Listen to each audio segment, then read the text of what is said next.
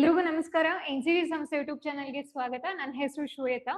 ವಿಒ ಹುದ್ದೆ ಇವಾಗ ಏನ್ ಕಾಲ್ ಫಾರ್ಮ್ ಆಗಿದೆ, ಅದಕ್ಕೆ ಅಂತ ಅಂದ್ರೆ ಅದರಲ್ಲಿ ಬರುವಂತಹ ಪೇಪರ್ 2 ನಲ್ಲಿ ಬರುವಂತಹ ಜನರಲ್ ಇಂಗ್ಲಿಷ್ ಸಬ್ಜೆಕ್ಟ್ ಏನಿದೆ ಅದ್ರ ವಿಷಯವಾಗಿ ನಾನು ಇಲ್ಲಿ ಮಾತಾಡ್ತಿದ್ದೀನಿ. ಯಾರ್ಯಾರು ವಿಒಗೆ ಸೀರಿಯಸ್ ಆಗಿ ಪ್ರಿಪರೇಷನ್ ನಡೆಸ್ತಿದ್ದೀರಾ ಅವ್ರಿಗೆ ಇದು ಇಂಪಾರ್ಟೆಂಟ್ ಆಗಿರುವಂತಹ ವಿಡಿಯೋ.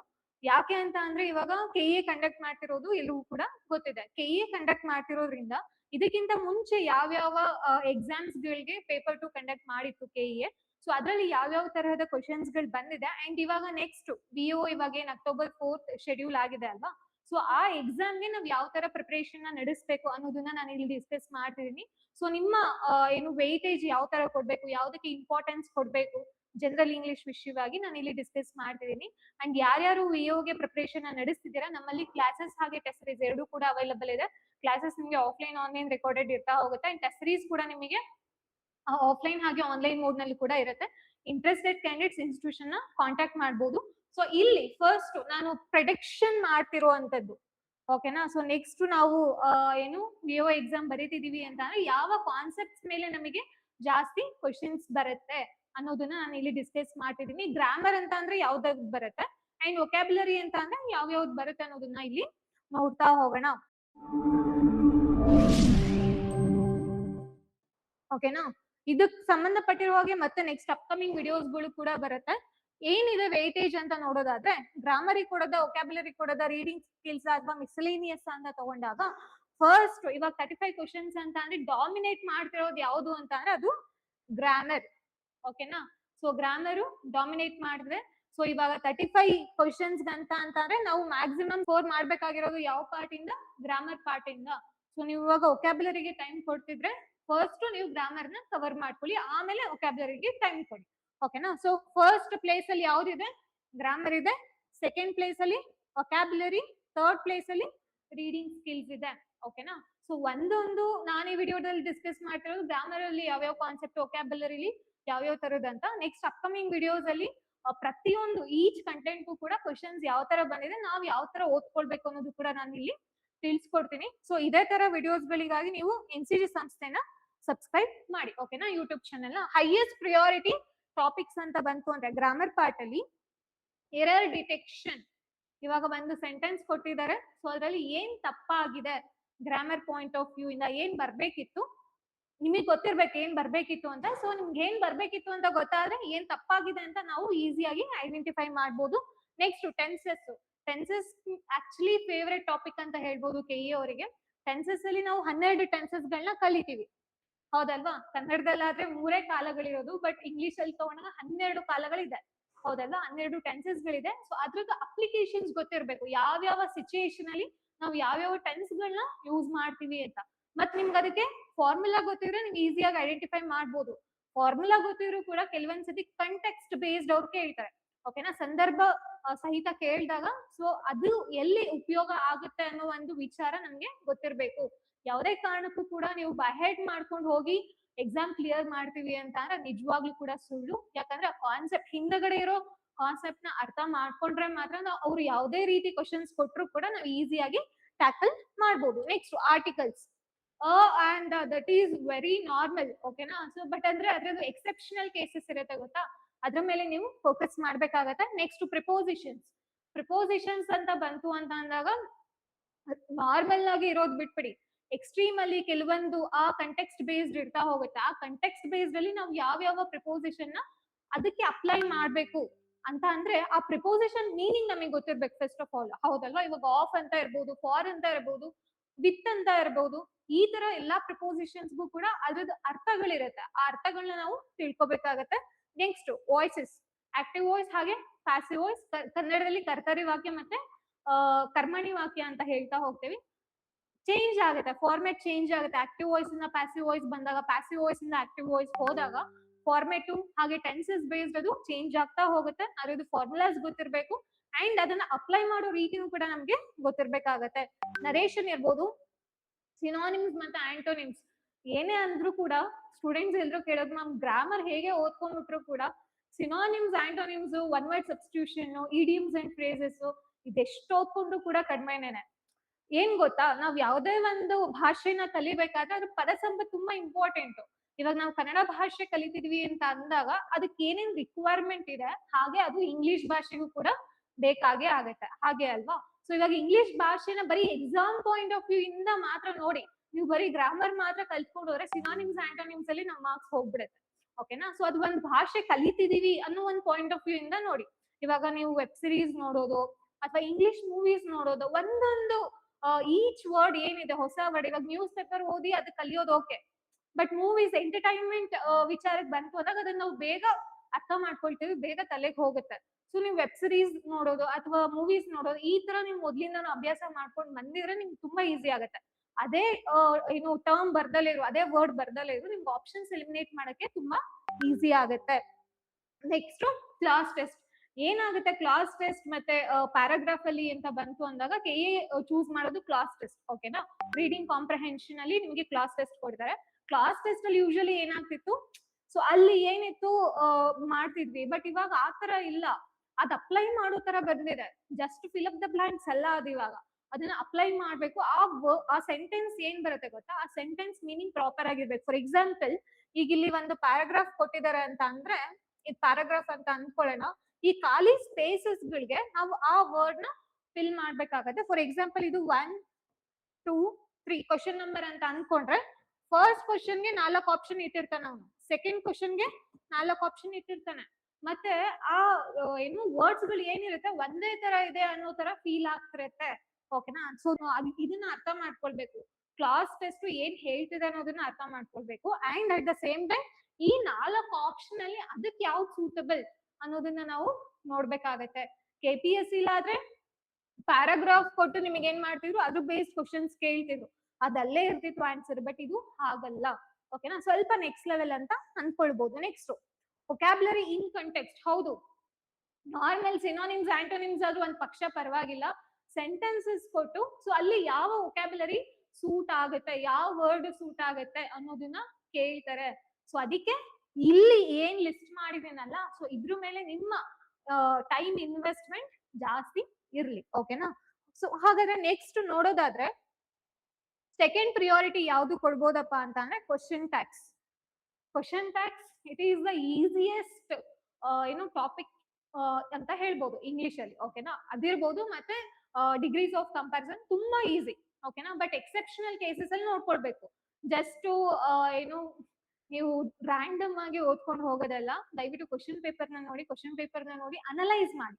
ಓಕೆನಾ? ಸುಮ್ನೆ ಎಲ್ರು ಓದೋದನ್ನ ಓದೋದಿಕ್ ಹೋಗ್ಬೇಡಿ, ಎಲ್ಲಿ ಕ್ವಶನ್ ರೇಸ್ ಆಗತ್ತೆ ಅನ್ನೋದನ್ನ ಅಬ್ಸರ್ವ್ ಮಾಡಿ ನೀವು ಅದನ್ನ ಓದ್ಕೊಳ್ಬೇಕಾಗತ್ತೆ. ಯಾರ್ಯಾರು ಮೇಜರ್ ಆಗಿ ಏನು ಸೆಲ್ಫ್ ಸ್ಟಡಿ ಮಾಡ್ತಿದ್ರೆ ಅವ್ರು ಇದನ್ನ ಫೋಕಸ್ ಮಾಡ್ಲೇಬೇಕು. ಇಡಿಯಮ್ಸ್ ಅಟ್ಲೀಸ್ಟ್ ಒಂದ್ 200-250 ಇಡಿಯಮ್ಸ್ ನೋಡಿದ್ರೆ ಅದ್ರಲ್ಲಿ ಯಾವ್ದಾದ್ರು ಒಂದು ಬರೋ ಚಾನ್ಸಸ್ ಇರುತ್ತೆ. But the number of V read ಅಲ್ಲ ಅಂತಂದ್ರೆ ನಾವು ಎಷ್ಟು ಜಾಸ್ತಿ ಓದ್ಕೊಳ್ತೀವೋ ಅಷ್ಟು ಬರೋ ಚಾನ್ಸಸ್ ಇರುತ್ತೆ ಅಂತ ಹೇಳ್ಬೋದು. ಇದನ್ನ ಬೈ ಹೆಡ್ ಮಾಡೋದಕ್ಕಿಂತ ಆ ಕಂಟೆಕ್ಸ್ಟ್ ಬೇಸ್ ನೀವು ನೋಡ್ಕೊಳ್ಬಹುದು.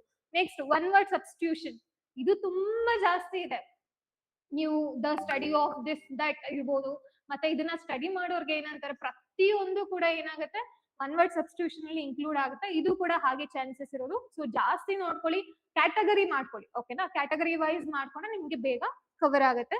ಸ್ಪೆಲ್ಲಿಂಗ್ಸ್, ಇದು ಯಾರಿಗೆ ಭಾಷೆ ಕರೆಕ್ಟ್ ಆಗಿ ಗೊತ್ತಿರುತ್ತೆ ಮತ್ತೆ ಯಾರು ಅದನ್ನ ಬಳಸ್ತಾರೆ ಗೊತ್ತಾ, ಅವರಿಗೆ ತುಂಬಾ ಈಸಿ ಆಗುತ್ತೆ.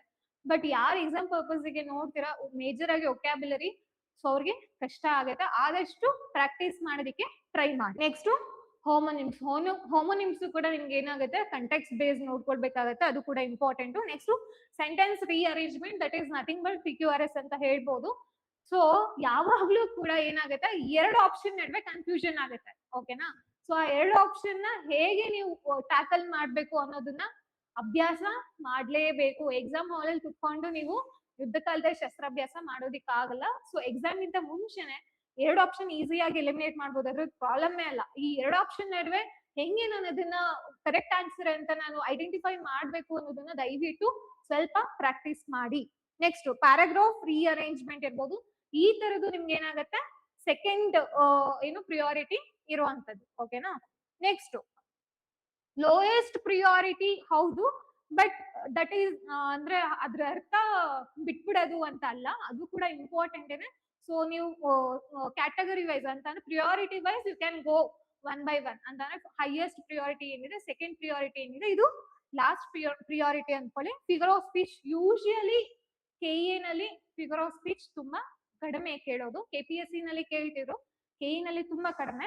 ನೆಕ್ಸ್ಟ್ ಪ್ಲೂರಲ್ ಫಾರ್ಮ್ಸ್ ಗಳಿರ್ಬೋದು, ಅದರಲ್ಲೂ ಕೂಡ ನಿಮ್ಗೆ for example commander in chief ಅಂತ ಬರೋದು, ಅದನ್ನ ಕಮಾಂಡರ್ಸ್ ಇನ್ ಚೀಫ್ ಅಂತ ಮಾಡ್ಬೇಕಾಗತ್ತೆ.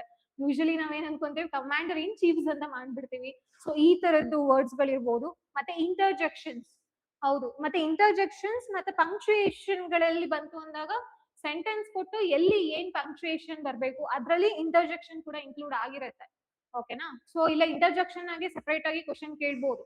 ಓಕೆನಾ. ಅಂತ ಅಂದ್ರೆ ಅದು ಸ್ಯಾಡ್ ಆಗಿತ್ತು ಅಂದ್ರೆ ನಾವು ಯಾವ ವರ್ಡ್ ಹಾಕ್ಬೇಕು, ಖುಷಿಯಾಗಿದ್ರು ಅಂತ ಅಂದ್ರೆ ಯಾವ ವರ್ಡ್ ಹಾಕ್ಬೇಕು, ಆಶ್ಚರ್ಯವಾಗಿತ್ತು ಅಂದ್ರೆ ಯಾವ ವರ್ಡ್ ನ ಹಾಕ್ಬೇಕಾಗತ್ತೆ. ಸೊ ಈ ತರದ್ದು ಕೇಳ್ತಾರೆ. ಪಂಕ್ಚುಯೇಷನ್ ಅಲ್ಲಿ ಬಂತು ಅಂತ ಅಂದ್ರೆ 4 ಸೆಂಟೆನ್ಸಸ್ ಕೊಟ್ಟಿರ್ತಾರೆ. 4 ಸೆಂಟೆನ್ಸಸ್ ಕೊಟ್ಟು ಎಕ್ಸ್ಕ್ಲಮೇಟರಿ ಎಲ್ಲಿ ಬರ್ಬೇಕು, ಕಾಮಾ ಎಲ್ಲಿ ಬರ್ಬೇಕು, ಫುಲ್ ಸ್ಟಾಪ್ ಎಲ್ಲಿ ಬರ್ಬೇಕು, ಕೋಲನ್ ಎಲ್ಲಿ ಬರ್ಬೇಕು ಅನ್ನೋದನ್ನ ನಿಮ್ಗೆ ಕ್ವಶನ್ ಕೇಳೋವಂಥದ್ದು.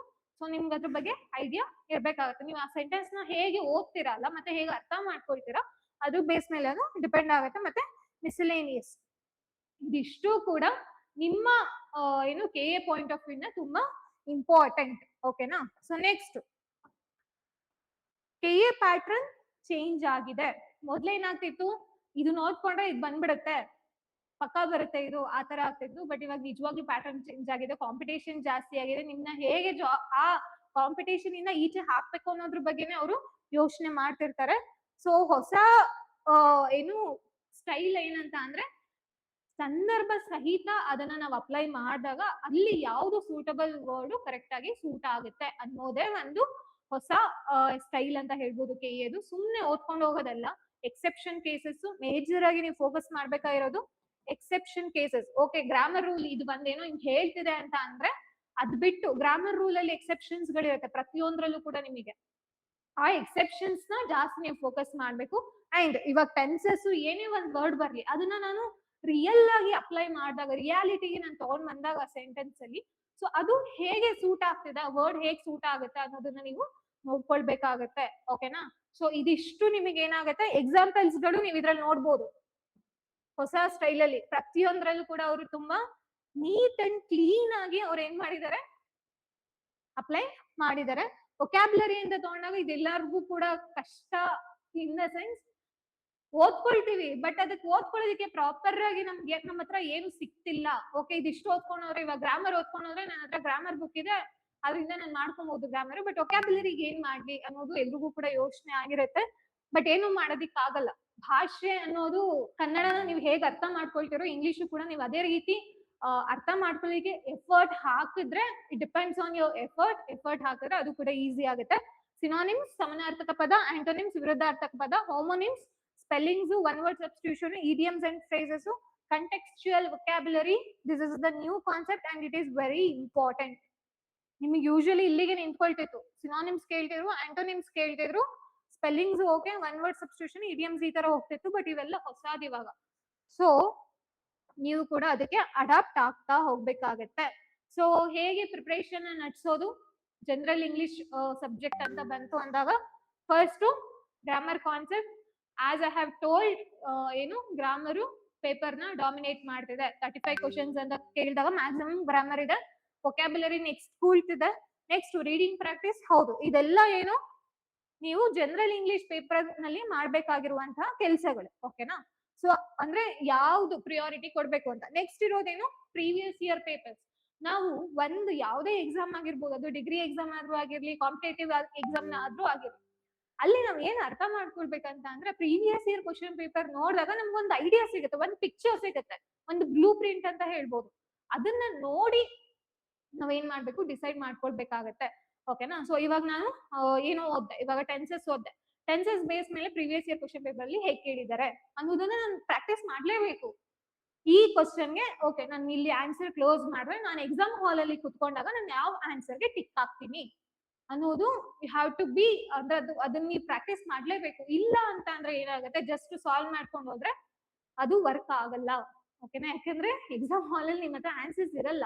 ಸೊ ನೀವು ಅದನ್ನ ಟೆಸ್ಟ್ ತರನೇ ನೋಡ್ಬೇಕಾಗತ್ತೆ. ಮತ್ತೆ ಇನ್ನ ಏನೇನ್ ಇಂಪ್ರೂವ್ಮೆಂಟ್ ಮಾಡ್ಕೊಳ್ಬೇಕಂತ ಗೊತ್ತಾಗುತ್ತೆ ಪ್ರೀವಿಯಸ್ ಇಯರ್ ಪೇಪರ್ಸ್ ಇಂದ. Next mock test and analysis. ಯಾವಾಗ ನೀವು ಕಂಪ್ಲೀಟ್ ಸಬ್ಜೆಕ್ಟ್ ನ ಕವರ್ ಮಾಡ್ತಿರೋ ಅವಾಗ ನೀವೇನ್ ಮಾಡ್ಬೋದು, ನೀವು ಮಾಕ್ ಟೆಸ್ಟ್ ಗಳನ್ನ ಅಟೆಂಡ್ ಮಾಡ್ಬೋದು.